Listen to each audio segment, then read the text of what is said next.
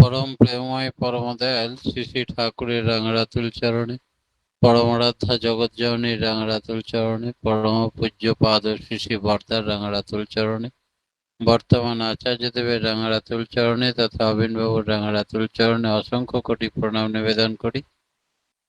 আজ অনলাইনে যুক্ত অমৃতপথ যাত্রী দাদা ও মায়েদের যথাযোগ্য স্থানে আমার রাজয় গুরু ও প্রণাম। এতক্ষণ যারা নামামৃত সুধা পান করলেন, তাদের মানব জীবন শ্রেষ্ঠ জীবনের একমাত্র উদ্দেশ্য ঈশ্বর প্রাপ্তি। তা কি করে সম্ভব হয়, তার কথায় কিছু বলবো। শ্রী শ্রী ঠাকুরকে একবার জিজ্ঞেস করলেন, ঠাকুর, অনন্য ভাগ কথাটার মানে কি? শ্রী শ্রী ঠাকুর বললেন, ব্যাস, অনন্য ভাগ মানে অনন্য ভজনশীল হয়েই থাকা। ইষ্টকে নিয়ে অনন্য ভাগ হতে পারলেই সব কাম ফর্সা। আর কিছুতেই কিছু প্রয়োজন নেই, শুধুমাত্র তাকে ভালো লেগে যাওয়া, ভালোবাসা, তাকে নিয়ে মুখ মস্তি থাকা, তাকে নিয়ে ব্যস্ত থাকা, তাকে নিয়ে মশগুল থাকা। তার আর কিছুই প্রয়োজন হয় না। ঈশ্বর প্রাপ্তি অতি সন্নিকটে হয়। তাকে ভালো লাগে, তার তালে তালে সবকিছু করে, যাজনে তাকে ভালো লাগা, ভালোবাসার কথা মানুষের মধ্যে বিতরণ করে।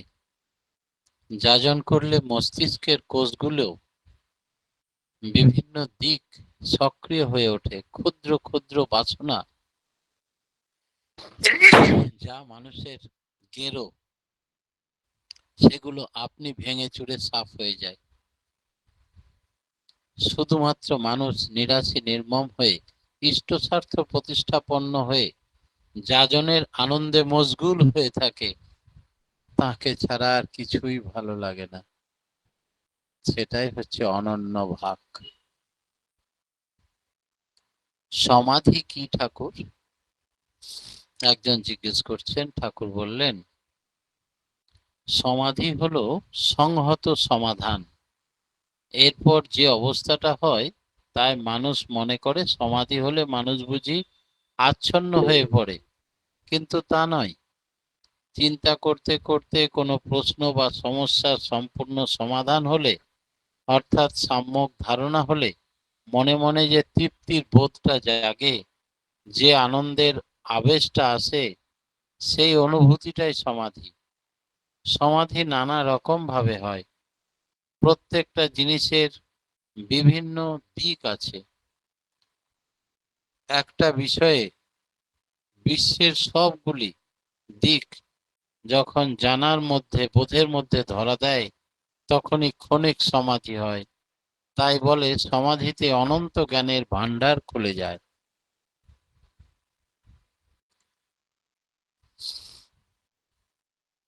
শুধু বৌদ্ধিক সমাধান হলে তাকে সমাধি বলে না। বোধে বোধ করা চাই, আর সবকিছু ইষ্টে সার্থক হওয়া চাই। সমাধির সঙ্গে সঙ্গে আসে কর্ম। যে সমাধান পাওয়া গেল, তাই তখন ওয়ার্কআউট, রূপান্তরিত করতে হবে। আপনার কিছুই বাদ যাবে না। যদি বেশ্যাবাড়ি গিয়ে থাকেন, পেন্সিল ছুঁড়ে থাকেন, কুল খেয়ে থাকেন, সব কিছু থাকবে, তবুও অর্থবহ হাজির হবে। আপনার এই বিশ্বে যা কিছু আছে, আপনার মতো করে সবকিছু জানতে হবে। ইষ্ট স্বার্থ প্রতিষ্ঠার জন্য মানুষ মাত্রই মধ্যে রয়েছে নিরতিশয় সর্বজ্ঞত্ব বীজ। আর যে যা সংস্পর্শে আসুক না কেন, তা সে জানতে পারে। তাই অনুভূতি তথ্যের উপর প্রতিষ্ঠিত। যার যত ভাবে, যত কথাই বলি না কেন, এক কথাই রামকৃষ্ণদেব বলেছিলেন, এখন সব জ্ঞান দিচ্ছি না। তিনি অপ্রকাশিত রেখেছিলেন কিছু, কিন্তু এবার তিনি ফিরে এসে পূর্ণ জ্ঞান দান করলেন। কোনো বিষয় আর অস্পষ্ট রাখলেন না। সর্বগত বীজ ফুটে উঠলে কি হয়? সর্বগত বীজ সম্পর্কে আলোচনা প্রসঙ্গে একদিন ঠাকুর বলছিলেন, সর্বগত বীজের রকমটা অনুসন্ধিৎসার ফলে যার মধ্যে ফুটে উঠে, সে যে কোনো অবস্থাতেই তার নিজের আয়ত্তে নিয়ে আসতে পারে। শ্রীকৃষ্ণের জীবনে এটা খুব স্পষ্ট দেখা গেছে যে তার সব জীবনটা যেন একেবারে ভগবান, আর সবকিছুর এমনতর অনুকূল নিয়ন্ত্রণই অর্গানাইজেশন বা সংগঠন। সত্যিকারের গুরুকে এই পৃথিবীতে, কথা প্রসঙ্গে একদিন ঠাকুর বলছিলেন যে বাঙালির মতো এমন জান আপনি আর পাবেন না। গলদ ঢুকেছে দুটি জায়গায়, তাই যদি ঠিক করতে পারেন তবে প্রথম দোষ হচ্ছে পূর্ববর্তীকে মানে না এমন লোককে আমরা গুরু বলে মানি। তাই বৈষ্ণব, শাক্ত, সৌর, শৈব, গণপত্য, মিশন, মঠ, আশ্রম, সংঘ, কত দলের যে আবির্ভাব হয়েছে যারা কিনা এক সূত্রে সংহত নয়। সত্যিকারের গুরু যিনি, তারা পূর্ববর্তী প্রত্যেকের কথা বলবে, একেবারে মানচিত্র দেখার মতো। যেমন রামকৃষ্ণকে দেখলেই ধরা যাবে যে এখানে শ্রীকৃষ্ণ, বুদ্ধ, যিশু, মোহাম্মদ, গৌরাঙ্গ পরিষ্কারভাবে ফুটে উঠেছে তার চলন, চরিত্র, কথাবার্তা, আচরণে। তার মধ্যে সবারই মিলন দেখা যাবে। এ না হলে তিনি গুরু হবার উপযুক্তই নন। যুগ পুরুষোত্তমকে কেন্দ্র করে সমন্বয়, সংগতি অক্ষুণ্ণ রাখতে পারলে হাজার মতের লোক থাকলেও কিছু এসে যাবে না। আমাদের দেশে শ্রীকৃষ্ণ বা তজ্জাতীয় মহাপুরুষকে না মেনে অস্বীকার ও অপমান করেও মানুষ গুরুর আসনে বসতে পারে। এর চেয়ে দুরবস্থা আর কি হতে পারে? যিনি গুরু হবেন তিনি কখনো অপর গুরুর নিন্দা করবেন না। সর্বগত বীজের তাৎপর্য সম্বন্ধে একদিন বলছিলেন, সর্বগত বীজ মানে এ নয় যে মেটেরিয়া মেডিকা মুখস্থ করার মতো। সর্বগত বীজের তাৎপর্য হলো মানুষ যে কোনো অবস্থা বা অ্যাফেয়ারে পড়ুক না কেন, সেখানে বিহিত সমাধান, বৈধি সমাধান সে নিশ্চয়ই বুঝতে পারবে। এই সত্যি নানা রকম লীলায়িত হয়ে উঠেছে, নানা বৈশিষ্ট্য, এর মূলে কি কারণ সে সবটাই তার জানা। তাই সে সর্বজ্ঞ, এবং এই সর্বগত চলন ফুটে ওঠে তার চরিত্রে। তাই এই বীজ মন্ত্র যারা সবসময় করতে থাকে, যত বড়ই সমস্যা হোক তার সমাধান তার ভেতরে আছেই। বীজ কথাটা একটি বিশেষ সার্থকতা রয়েছে। তাই এই বীজ অনবরত করলে পৃথিবীতে কোনো সমস্যাই তার কাছে সমস্যা হয় না, সবটারই সমাধান নিজেই করতে পারে। তাই এই বীজকে বলা হয় সর্বগত বীজ। অবতার পুরুষ সব বোধ করেন কিনা? শ্রী ঠাকুর বললেন, পাতাঞ্জলে একটা শ্লোক আছে, ক্লেশ কর্ম বিপাকা শৈব পরামিষ্ট, পুরুষ বিশেষ ঈশ্বর। তার মানে এই নয় যে তিনি অর্থাৎ অবতার কল্প পুরুষ ক্লেশ বোধ করেন না। তিনি বোধ করেন সব, কিন্তু তাতে অভিভূত হন না। তাই আনব্যালেন্স বা সাম্য হারা হন না। অনেকে বলে তিনি সুখে সুখী হন না, কাউরির দুঃখেও দুঃখী হন না, সব তার কাছে অভিনয়। এ কিন্তু একটা অস্বাভাবিক ধারণা। অনেকে তার এই ধারণার প্রতি নিষ্ঠুর উদাসীন্য নিয়ে চলে। এটা যে কতখানি সর্বনেশে ব্যাপার তা বলে শেষ করা যায় না। কথা হলো, তিনি অলমাইটি গড, পরমপিতা, পরমেশ্বর, পরমাত্মা। তিনি আমাদের মতো সুখেও বা দুঃখে সুখী বা দুঃখী বোধ করেন। তাঁরও মন, ইন্দ্রিয়, তীক্ষ্ণ তাজা। তিনি বোধ হয় আমাদের থেকে একটু বেশি। আমরা মনে প্রাণ দিয়ে আপদে বিপদে পড়লে তার কথা স্মরণ মনন করলেই তিনি বুঝতে পারেন। তাই তিনি আমাদের নিবেদিত অর্ঘ্য খান, তিনি গ্রহণ করেন, আমাদের প্রাণের তাগিদে ডাকলে সাড়া দেন, অসুখ বিসুখও করে, মন খারাপও হয় তার। এই সব সত্ত্বেও তিনি স্বীয় সত্তার চেতনা হারিয়ে ফেলেন না, তিনি আত্মহারা হন না। আমরা যেমন হাসি কাঁদি যাই করি, শিবচন্দ্র চক্রবর্তীর ছেলে এটা ভুলিয়ে দিতে পারে না। তাই পূর্বতনকে কিভাবে আমরা পাবো? শ্রী শ্রী ঠাকুর বললেন, পূর্ববর্তীকে বাদ দিয়া পরবর্তীকে ধরা যাবে না। রামচন্দ্রকে যদি কেউ ভক্তি করে আর সে যদি শ্রীকৃষ্ণের সমসাময়িক হয়, তবে তাকে শ্রীকৃষ্ণের মধ্যে রামচন্দ্রকে পেতে হবে, নচেত পাওয়া হবে না। পূর্ববর্তী প্রয়ায়মান মহাপুরুষের আবির্ভাবের পূর্ব পর্যন্ত পূর্বতনে অনুরাগী আচার্যের শরণাপন্ন হতে হয়। মানুষের কোমর ভেঙে দেয়, বিশ্বাস ভেঙে দেয় কারা?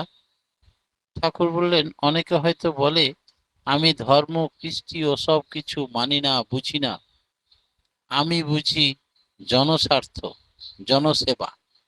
এই সব লোক কষ্ট ভোগ করছে, উদারতার ভান দেখিয়ে তাদের সেবা করলে ঈশ্বরের সেবা করা হবে বলে ঝাঁপিয়ে পড়ছে।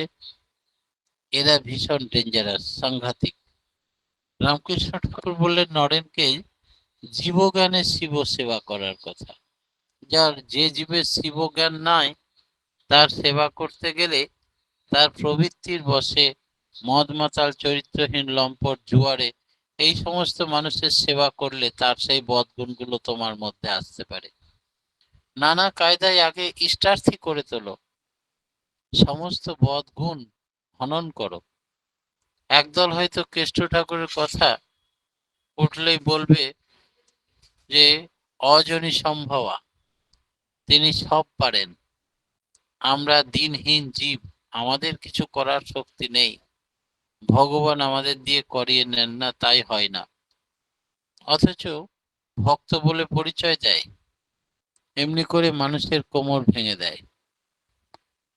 ঈশ্বর তোমাকে ভালোবাসেন, তাতে তোর কি? তুই না বাঁচলে ভালো, ছায়ে ঢালা ঘি।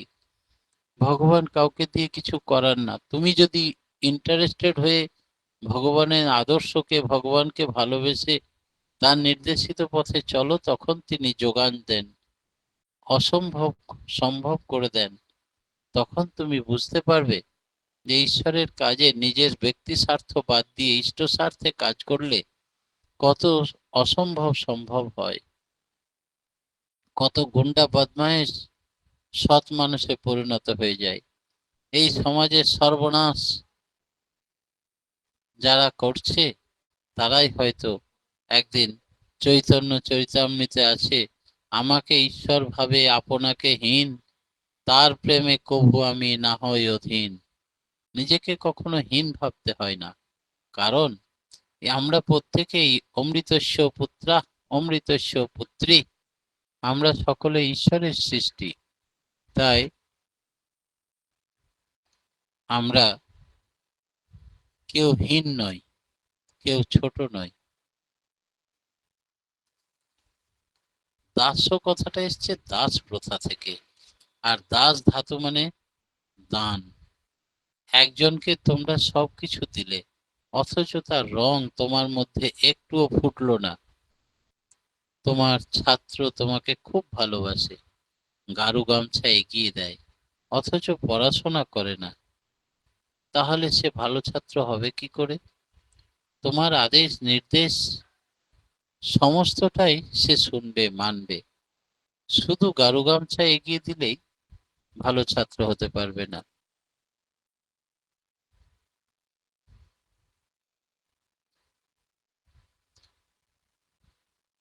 সাধু সঙ্গ বলতে আমরা কি বুঝি? সাধু সঙ্গে নাকি সব হয়। সাধু সঙ্গ বলতে প্রথম কথা, সাধু মানে ব্যবহারিক বোধসিদ্ধ মানুষ, তার সঙ্গে আসছে সনজ ধাতু থেকে। সনজ ধাতু মানে আসক্ত হওয়া। সাধুতে আসক্ত হতে গেলে যা যা করতে হয় তাই করাই সাধু সঙ্গ করা। তুমি আমার কাছে বসে কথা শুনতে ভালোবাসো, অথচ 50টা টাকা চাইলে 5,000 মানুষ আনতে বললে সে কাজ ভালো লাগে না। তা কিন্তু সাধু সঙ্গ নয়, বরং তখন ওই কাজ করাই সঙ্গ করা।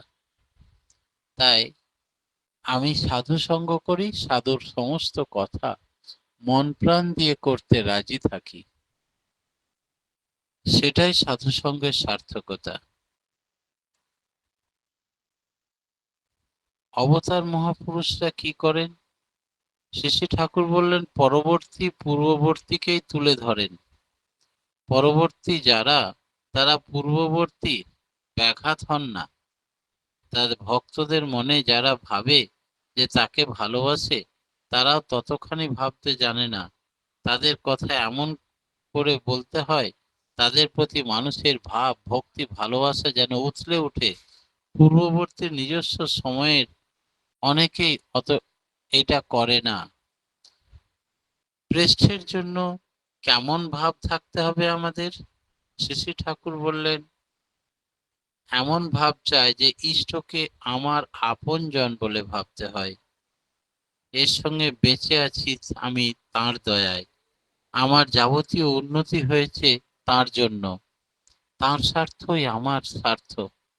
এইভাবে তাঁর স্বার্থ প্রতিষ্ঠা করতে পারলেই আমার জীবনের সার্থকতা সবটাই প্রতিষ্ঠিত হবে।